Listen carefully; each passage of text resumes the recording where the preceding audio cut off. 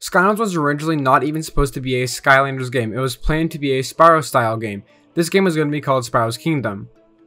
However, images have surfaced of Spyro's Kingdom showing that some characters in it would later become Skylanders, some of those being Ghost Roaster, Stealth Elf, Eruptor, Bash, and Whirlwind. Also, you can't see in this picture, but we do know now that Boomer was one of those characters. There was also another character in this picture, and his name was Tarklaps. Apparently, Tarklaps was going to be a Skylander like all the other characters, and most likely got far in development, but was later replaced by Zap. In this image, you can see what he was going to look like. Another Skylander got redesigned was Camo. His original design was actually seen in the first Skylanders trailer. Chaos, the main villain of Skylanders, spells his name like K-A-O-S instead of C-H-A-O-S because Chaos hates the letter C and thinks that it should be removed from the alphabet entirely, and this is not a joke. That is actually why he spells his name like it's spelled. When you load into the first level, Hugo introduces you as Skylander, but if you use Spyro, Trigger Happy, or Gil Grunt, he will say their actual name. According to Toys for Bob, 5 million Chompies are produced by Chompie Pods every year.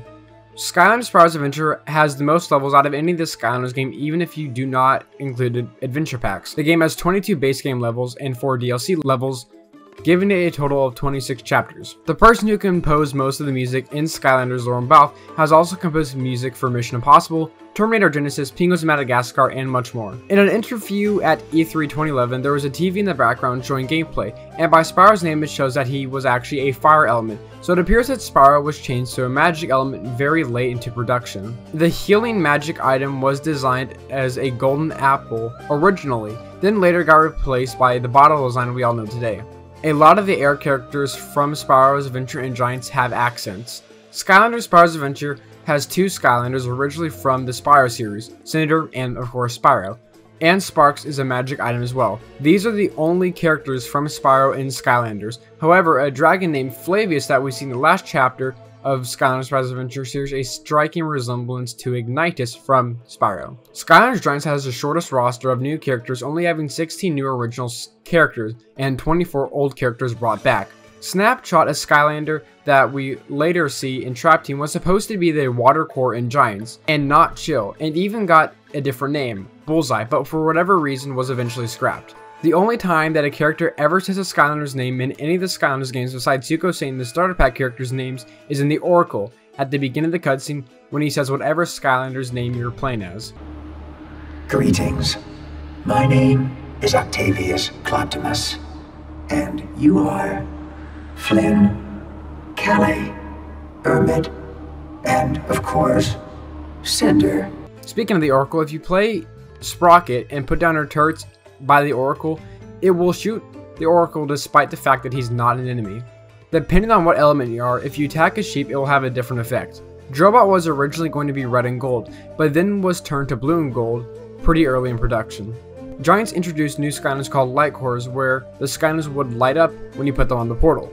Skylanders Swap Force first name was Skylanders Shapeshifters. Skylanders Swap Force was the first console game where its lead developer was not Toys for Bob. Skylanders Swap Force was also the first Skylanders game that had the ability to jump in it. This was the first Skylanders game to have high definition graphics. And Swap Force was the first game to be released in North America first. Because of how big Swap Force levels are, the Wii, to help it run better, the Wii would break levels into 2 parts, and they'd both have to load separately. Also, because of the Wii's limitations, some of the in-game effects in Swap Force were just left out entirely of the Wii release.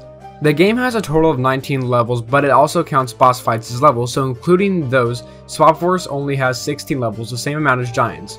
The only main character from the original games that is in Swap Force is Flynn, while Callie, Hugo, and the others were excluded in this game. This is the only Skylanders game where the gimmick involves the Skylanders action figures in real life. Swap Force went back to Spyro's Adventure roster number having 32 original Skylanders. Only 2 of the new Skylanders in Swap Force would get redesigns in later games, those being Frino and Roller Brawl. Skylanders Trap Team can be played on the most devices: the Xbox One, Xbox 360, PS3, PS4, Wii, Wii U, 3DS, Android, iPad, and Kindle Fire devices. Trap Team introduced 2 new elements, the dark and light element. And until you put the light and dark element on the portal of power, all the light and dark element gates and enemies are said to be part of a new mystery element. Trap Team would be the first game to exclude PvP in the game series. Every Skylander game before this included 3 Skylanders in the starter pack, but this only had 2 Skylanders in the starter pack, but it also had 2 traps, so you technically did get 4 characters. Most of the ads for Trap Team said there would be over 60 new Skylanders, but in the game, it only included 57. Even though it only had 57 characters, this game had the most new characters you could play as. If you count villains, it had 36 Skylanders and 46 playable villains. This was the first game since Spyro's Adventure to not include light core characters. Trap Team only has one character from the original game, Gilgrunt, who is the only ever Skylander to get a Series 4. Even though this game did have a tablet version, that app would be deleted off the App Store on July 25th, 2018. For some reason, the Earth, Tech, and Undead element in this game only got 6 Skylanders, while the rest of the elements got 7, and it's even worse for the Light and Dark. They only got 2 Skylanders and their elements in this game. Every playable villain in this game has some sort of background music when you play them, but besides the Chompy and Chaos, every single villain's music is stock music from somewhere else, so if the music sounded familiar, that's why. Which also inadvertently makes Trap Team the first game to use stock music. All the music before Skylanders Trap Team was original. Supercharged is the only game that has Skylanders that are locked to a console, those being Hammer Slam Bowser, Turbocharged Donkey, and both their vehicles. This was also the first game to not include core Skylanders, only gimmick Skylanders are in this game. This game brought back Skylanders, but they were redesigned, and all of them had a Series 3 at one point except for Rollerball, the only one that didn't have a Series 2 or 3. This is a pretty obscure fact, but this is the first Skylanders game to not have any dragon Skylanders in it. Spitfire was referred to as a fire spirit and not a dragon like some people think. If you do not count Spyro and Cinder, who were not official guest stars, Superchargers has the first guest star Skylanders. Bowser and Donkey Kong were the final picks, but Kirby, Princess Peach, and Fox McCloud were also in consideration for being guest stars in this game. I got this fact from the Skylanders wiki, so thanks, but it says that in one of the story scrolls, Chaos mentions 15 days between firing Glumshanks after Gadfly Glades and the recording, which happens at least before the Skylander Eater events. Though to the player, it has been an average of 5 hours, implying that much time passes between each level in the story that the player does not experience, so we do not know how long Skylanders games actually take place.